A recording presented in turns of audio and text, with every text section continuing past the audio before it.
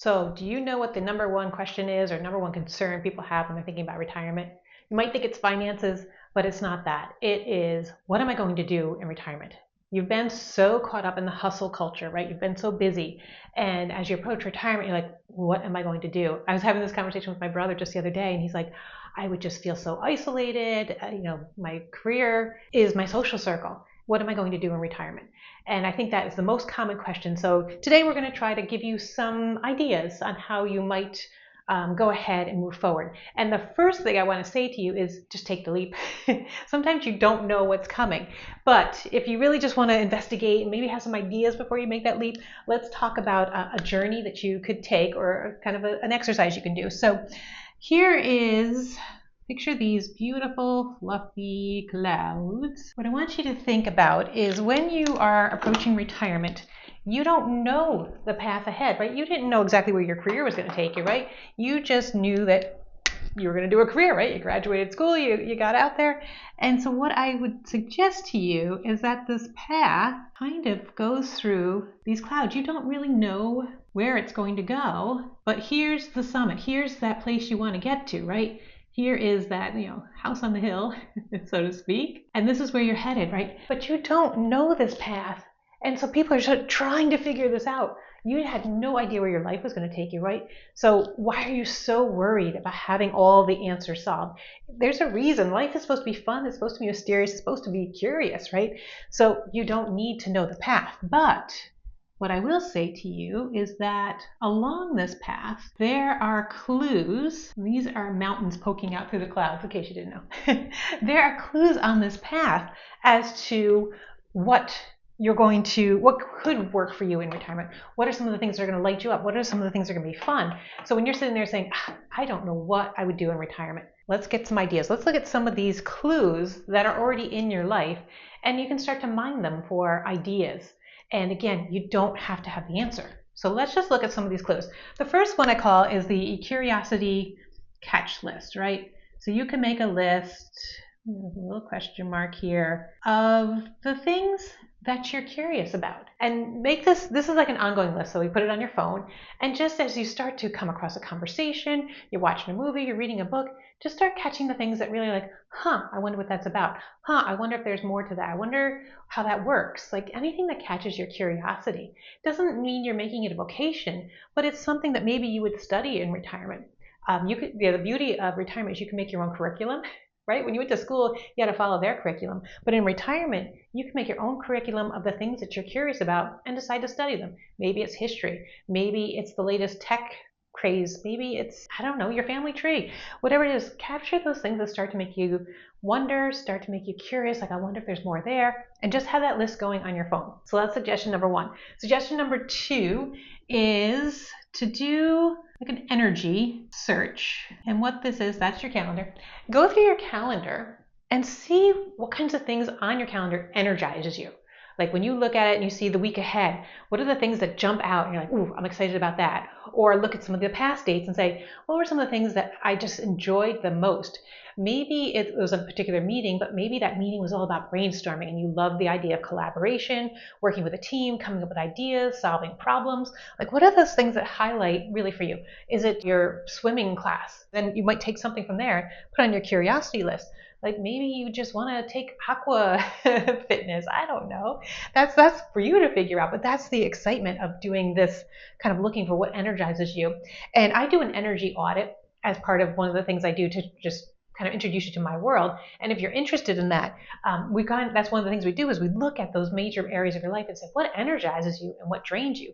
But those clues as to what energizes you might be something that, again, one of these peaks that's coming up that gives you an idea of something you might want to pursue in that second act. And in case you don't know me, I'm Julianne Price with Life Edit and Design.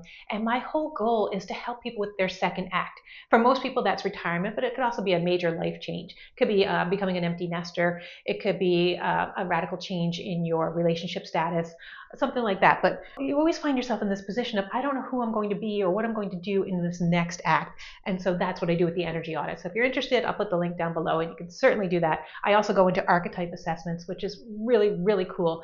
And it gives people a lot of aha moments. So if you're into the aha moments, that's where you want to go. So what's our third thing? Our third thing is to go back, and I apologize, I'm not the best drawer in the world, but go back through your journals or your photo albums and look for breadcrumbs. Look again for those clues of things that you really, really enjoyed. What are some of the things you find yourself journaling about constantly? Because that, again, could go on that curiosity list. What are some of the places you went, trips you experiences, people you traveled with that you might want to relive again, or might want to do deeper, or you might want to say, hey, we really went to this, maybe you went to a zoo, but you're like, I'd really like to go to a safari. Like, again, mine your past for these little breadcrumbs of things that might interest you in the future. And it's not an all or nothing. You see, there's multiple peaks. It's not an all or nothing solution. When you move into the second act and move into retirement, you have a lot of time on your hands. And it's not something to be afraid of. And I think that's what people are like, oh, I have so much time on my hands. What am I going to do? Well, we're starting to develop ideas that maybe you do a little traveling, maybe you do a little going after passion, a hobby, something else that you enjoy from your energy list, and maybe there's just some things that you are curious about and you go to study. Let's go into another one you could do, which is, again, fine drawing on my part, I know. So this is a crystal ball. Use your imagination. So you could also look at your future self. You can do this. Like, people think it's hard, but it's not. Just close your eyes and picture yourself 5 years down the road and say, as my future self, what are some of the things I do? And you're going to find that answers pop up. It's going to be, might not be as clear, but you can kind of see scenarios, snippets of maybe you're sitting at a coffee shop, maybe you're teaching a class, maybe there's something that you found was very, very energizing, or something that you did, a trip or something you did in the past, and you're like, oh, I would love to maybe teach that. Maybe you'll look into your future self and say, I really spend time with this really close group of friends, so maybe I want to do some different social things to try to meet this new group of friends. Because in retirement, you'll find that your people who are friends by proximity, those people that were your coworkers, your colleagues, you don't have as much contact with them going forward, and so you might need a new group of friends. So your future self, who do they hang out with? Who's their social circle? Maybe you start spending more time with volunteer activities because there's a particular group that you're really interested in. Maybe it's photo hobbyists or something like that. And so your future self really goes out and takes pictures, so it's something for you to do, but it also has a social element because there's a group you do it with. See, all these things, they start to build up together. And the last one is the, again, fine drawing part on my part, but maybe it's the could try list. So here's our friend, fine drawing. But maybe there are things that you could try. Instead of making a bucket list, I find sometimes, I love bucket lists. I'm actually certified in bucket listing, but sometimes a bucket list is a little too intimidating for people. So what about a could try list? What are some of the things you could try? Like, you could, then I'm big on experimenting, and your second act is all about experimenting. So could you try cycling or spinning? Could you try rollerblading? Could you try hiking? Start coming up with a list of things. Maybe they're not things you're curious about, but maybe they're just things that like, I've seen other people play pickleball. Maybe I could try pickleball. Maybe I could try taking cooking classes. If the curiosity list doesn't trigger it, maybe the could try list is. Again, it's not a commitment. It's just an experimentation. I could try this. Maybe you could try becoming a professional wine taster. I'd say sommelier, but I have a tough time with that word. Or maybe you could try your hand at making your own wine. Like, what are some of the things you could try? Again, no pressure. These are just things you can think about. But now you start to see that there are ideas. Here's 5 ideas right here that you could try and test out and see what these peaks are, because you're not going to know the path. There are clues that appear here, clues that can show you where you might be. You're going to love this retirement. Your future self probably has a pretty good idea of what this feels like. They may not know the particulars, but here's your breadcrumbs. Here are the clues that you can pull from that might give you that idea. So when you're thinking about retirement, don't think about it as, I just don't know what I would do. If isolation is your biggest fear, look at the groups in your calendar where you feel energized, and what are you talking about? Look at the things in the past, who you did things with that felt very energized. Look for those social cues, because that's something you're going to want to build in. So when you go into that second act, you don't have to be worried. You can just be curious, ready to experiment. Again, don't worry about having the answers. Your life is so busy, and I think you want to carry that into retirement, having that busyness, but you have the space now to really think this through and try stuff on. You don't have to, you couldn't try as much in your career. You couldn't go to your boss and say, hey, I want to try this experiment and let's hope it works. Most of the time, they didn't want you to invest your time in experimentation. But in your second act, it can be all about experimentation. It can be all about having fun. And so Let's let the noise calm down a little bit. Don't feel like you have to have the answers. Breathe. The second act is about breathing. Remember I talk a lot about energy being your currency, which is why I do an energy audit.